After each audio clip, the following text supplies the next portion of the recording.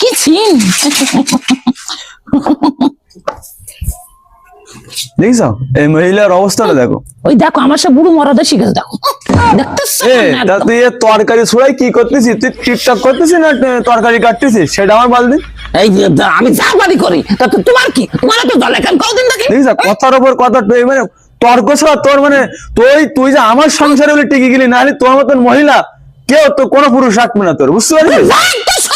শুধু আমি বলে তো সংসার করতে খালি তোর মতন বুড়ো ঘামের সংসার আরে আমি বলি তো সংসার করতেছি, দাঁড়িয়ালা গোবালা তোর আমি বলি না হলে তোর কিরা রেখতো তোর দাঁড়িয়ালা গোবালা মানে কি?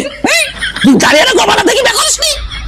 ওরে বাবা দাঁড়িয়ালা গোবালা যখন দেখিলাম তখন কি তোর গোবদারি উঠে যায় নাকি?